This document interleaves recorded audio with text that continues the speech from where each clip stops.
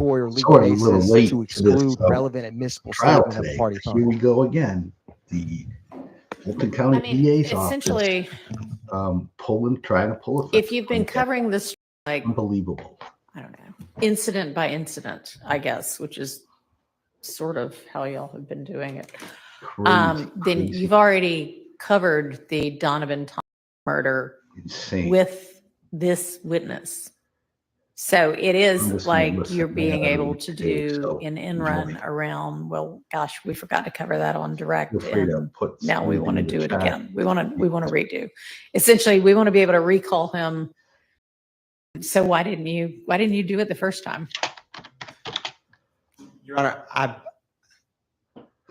I don't know exactly why the state, there's not some secret or tactician trying to be gained by putting this statement in now, to be quite frank with the court. It's just the state, and sometimes this happens in trials where a witness can be recalled to discuss. All right. I mean, but essentially that's what you're doing, right? Is saying, okay, we haven't gotten to some of these things, but we'd also, while he's up here, like to be able to essentially recall him as to this other thing that we didn't cover before. Well, Your Honor, the primary purpose of Detective Thorpe, and the reason I keep bringing up Kendrick's statement is because that's kind of, in the state's position, critical to why we're discussing this. Because if he's going to be discussing one of the defendants in trial statement at this present time, because that prior testimony is not in evidence, the state feels that it's about the other defendant remaining on trial statement that was close in time because we're going to be, that's the main reason for now, Your Honor. We'll get to you in a minute. Mr. Shart, how would you be prejudiced by this? I mean, you know about the statement. You are certainly capable of cross-examining. I hope I am. But I've known about the statement. But the state made decisions not to, and I think it was strategic. Their strategy quite well. That might be giving them a little too much credit. Well, it's ironic because Mr. Stillwell said things in his statement that were very helpful to Mr. Williams. And they chose not to put that into evidence. Now Mr. Williams is pled. Now all of a sudden they want to recall this gentleman to bring in that statement. And I've been proceeding with this trial over the last 3 months, under, I think, the fair belief based on the way things have been going, that wouldn't be admitted into evidence. Now I'm not trying to throw anyone under the bus, but I find out about this. I see Detective Thorpe's name all of a sudden show up on a witness list when it wasn't on the upcoming witness list. And then it's, well, why are we recalling Detective Darius Ford murder, which I get, but then it's like, oh, and we might ask questions about the statement your client gave that we didn't ask about back in September. And I don't think that's appropriate. And I think that I don't think it's appropriate to repeatedly to highlight, when you want to highlight them, what their testimony is. If this was going to be brought out, then it should have been brought out in September. I guess if I deny it at this point in time, the defense can put on whatever case they're going to put on, if they're going to put on a case. But I think that you had indicated before you had at least some defense case. Is that right?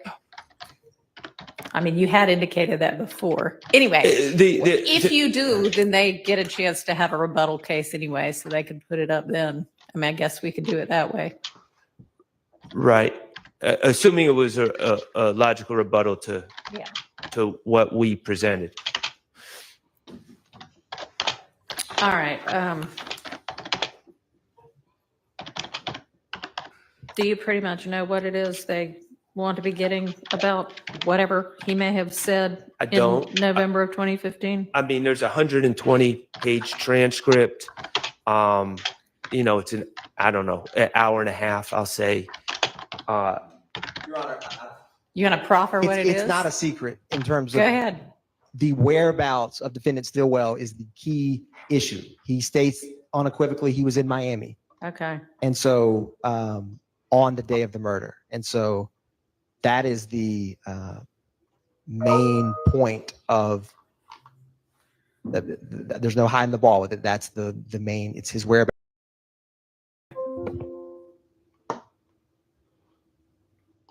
Any further Well, it's argument? not that simple because there was a Did statement. he go to Miami with the crowd that went to I Miami? think the evidence next would day? show that he went the next day, and Which is the day. I mean, it's easy enough to explain as well. right. And so the video shows that Mr. Stillwell saying that he was in Miami, and then there's Detective Thorpe kind of unwinds that and says how that would be impossible, and then eventually Mr. Stillwell agrees. So it's like when you boil it down to a one sentence, he said he was in Miami. That really doesn't give the whole story. Now we're opening up to the whole video once again and exactly what was said in the context, because it wasn't him just saying, oh, I was in Miami, period. It becomes clear that he thought he was in Miami that day. And then when they talk about, he puts himself with Kenneth Copeland in Miami. And then they say, well, Kenneth Copeland was in my office after the homicide, so you couldn't have been in Miami. And then eventually, I think it's fair to say that Mr. Stillwell says, okay, I understand what you're saying. That's not a direct quote, but so that, I don't know why he's being recalled. Okay. And why wasn't that presented to begin with when you had him up here before talking about either the Thomas murder or when Mr. Stillwell came and gave a statement as a victim? Your Honor, I don't know exactly why that was not presented earlier. Okay. All right. I'll think about that. He's not going to be our first witness. Yes, sir. Mr. Weinstein. Good morning, Your Honor. Morning.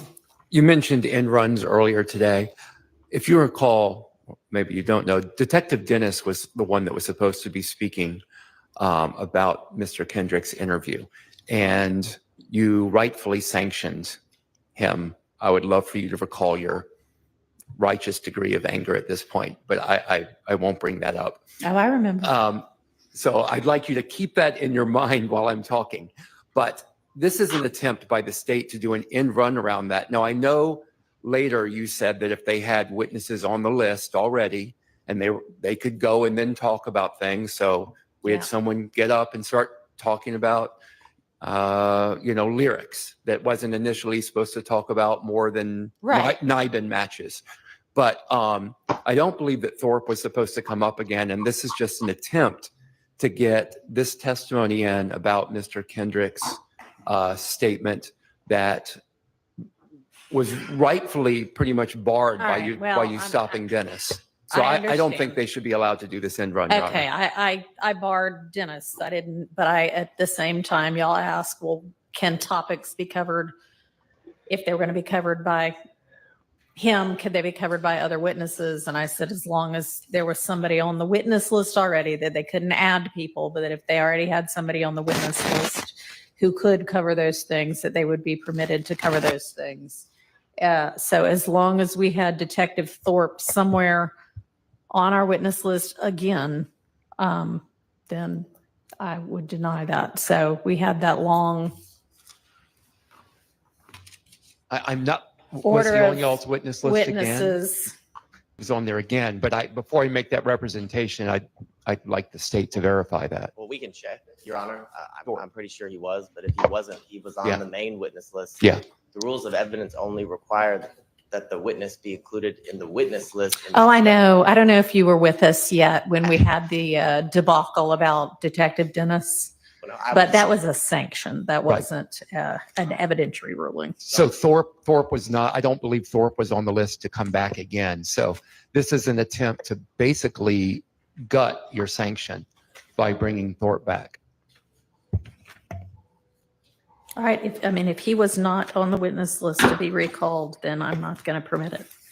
Theron, if I can recall our meeting at the bench, you didn't I don't believe you specified the Yeah, I did. shortened list. I think you said if he's a witness who's already been on the witness list, you cannot add anyone. But if he Nope. was a witness. Okay, on we'll the- go back and check Yes, thank you, Your Honor. because that is not my recollection. My recollection is if they were going to be testifying anyway, but they could not be added. And my recall is the same as your honors. Otherwise, your sanction would be Yeah. utterly meaningless. But that was, We're not going to argue about it right now. We're just going to go back and check and see. Somehow, not sure how, since the court reporter who took that down isn't with us right now. But we'll see what we can do. And it was at a bench conference, so there's not going to be any watching the live stream of that and getting the answer. Okay, let's turn to this jury instruction. Does everybody have the proposal from the other side? Yes, Your Honor.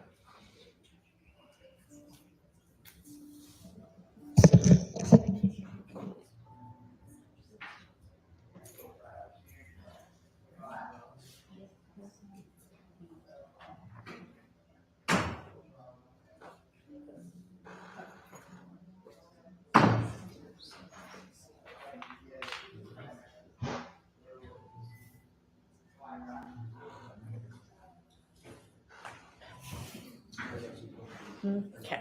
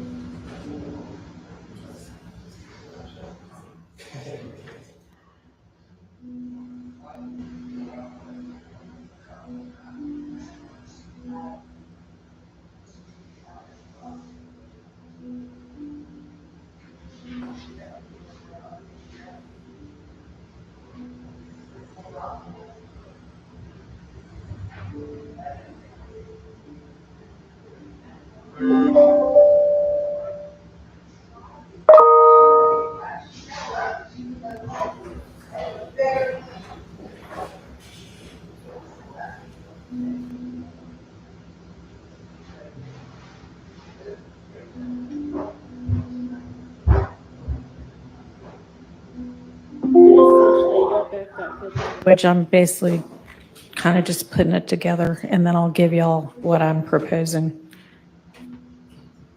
And if y'all wanted to make sure that I can either read them in or y'all can file those as your proposals if you want to for the instructions. And Your Honor, I was going to ask, Yeah. are you planning on inquiring of the jurors if any of them cannot follow this instruction? Or, I mean, no, okay.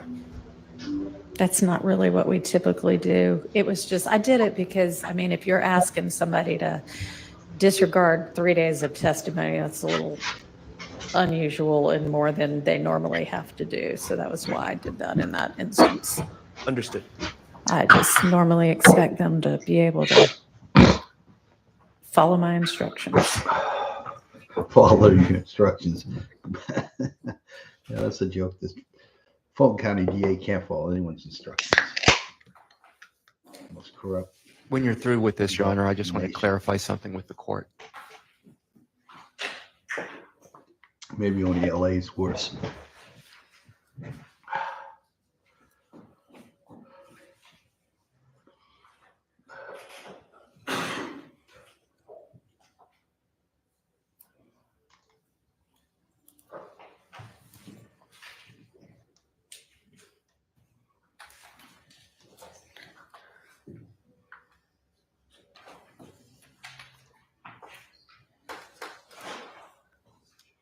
All right, so I can send this to you, or I can read it, or both.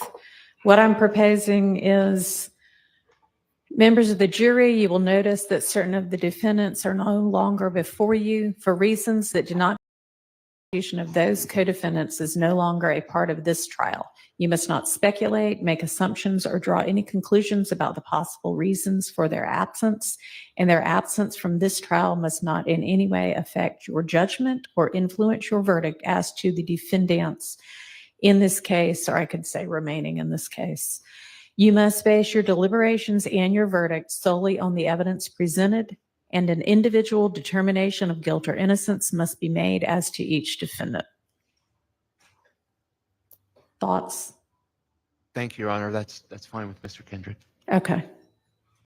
Still will, good for the state. All right. And Your Honor, I just want to, since we're down to two defendants, I just want to make sure that we're still operating under the Harvey rule. Well, I mean, do y'all want to? Unless you say differently, I'll assume a motion made by one of you is adopted by the other. And an objection as well, Your Honor. All right. Thank you. Okay. Okay, and let's see where this witness list is. So Mr. Lee's still gonna we're gonna finish up with him, and he has, I would assume at this point, been instructed not to mention Proceed. What are any you doing? incarcerations of Hey, any buddy. of the defendants. He has been, so I'm going to re-instruct again. Hey, buddy, buddy, buddy. All right. Okay, and did either of the remaining defendants want any sort of an instruction? As you know, we had paused because he had mentioned Quay. Well, he had understandably read part of a post that said free Quay. Anybody want any kind of instruction about that? Or at this point, would it? Okay. All right, anything else before we get the jury in? May I just approach the evidence real quick? Sure. I just want-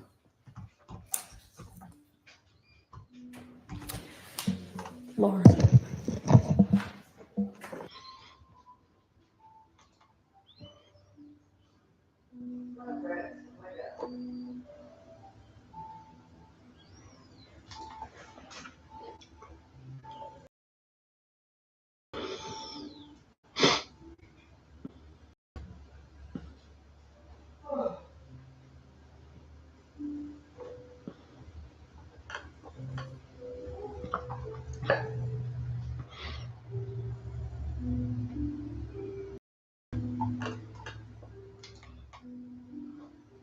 Your Honor, could we get 5 minutes before you bring the jury in? Sure. Thank you. And in that 5 minutes, maybe we can change that clock, because that's going to confuse me all day long, because we changed to standard time a couple of days ago and that savings. So maybe during the break we could do that. All right. Yes, let's recess for a few We're minutes. putting a lot of faith in our IT department, Your Honor.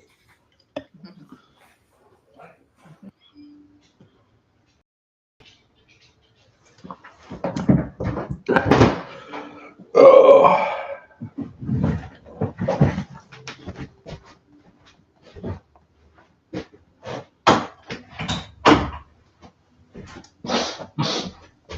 So we're in recess. What a joke this thing is. Craziness, craziness, craziness.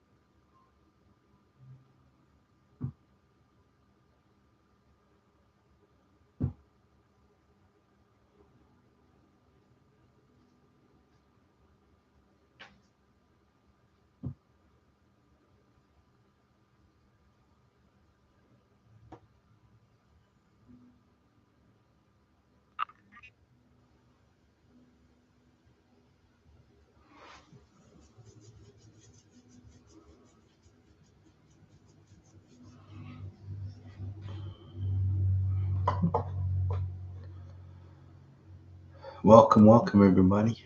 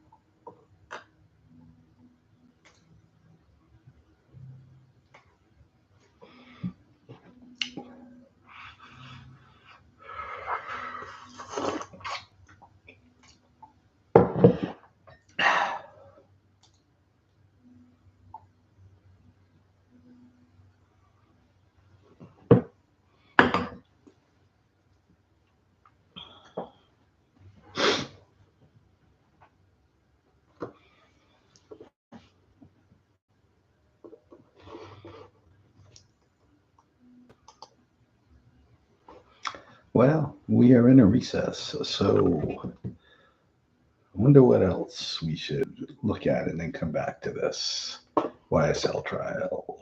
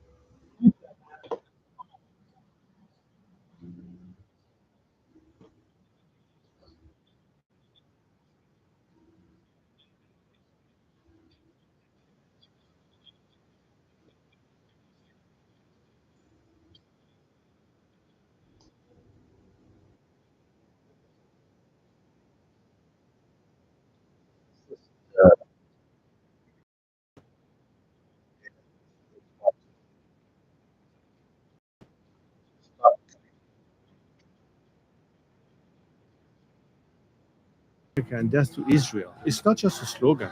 They actually mean it. These guys been in office for 46 years, and they're still in there. Does that make them better grandfather? Don't you think my father knew what was going to happen? I'm prepared to lead this transition. This, As the leader or as a advisor? leading the transition. Well, See, there's too debate much and gray decide what area we in that want. answer. To be very direct, so let's say Trump wins on Tuesday. This will be the last chance of you being so possibly in you and I's lifetime. It takes two to tango. Okay? Fair enough. But the leader needs to lead. Why do you ask me the question? Yeah. This question should be posed to Donald Trump or Kamala Harris. I think Americans sometimes we forget about things too easily, too fast.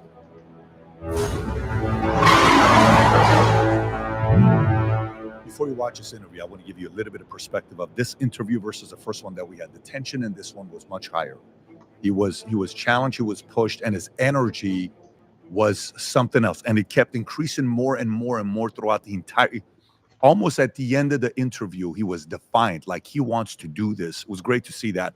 We talked about, he reacted to a Trump clip of what Trump's level of commitment would be if he becomes president towards helping Iran. And it was almost as if he was making a case to the Trump administration and to the Iranian people. I asked him, I said, why is it that the voter turnout from the Iranian people in Iran has been the lowest for the last couple of decades?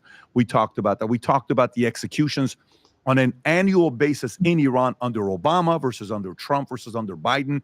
It was asked him the question. There's some rumors about his father, when he was on his deathbed, he accepted Jesus Christ and became a Christian. He gave his perspective on that because he was bedside when he gave that. And then it's just very much more emotional on this one and intense. And I think the Iranian people, as well as people that are not Iranian but interested in seeing peace in the Middle East, you're going to be fascinated by today's sit down with Crown Prince Reza Pahlavi. Enjoy this interview. 30 seconds. Did you ever think you would make it? I feel I'm so just dynamic. Today is a follow-up part 2. A day before election, when you see this with tensions of Iran, Israel, campaign, Trump, Harris, all these discussions taking place. It's great to have you back on. Good to be back, Patrick. Yes. So I want to start off with a clip that I want to get your reaction to. I had the president here 3 weeks ago, President Trump, and we're having a conversation. And one of the things I brought up was when I was in Monaco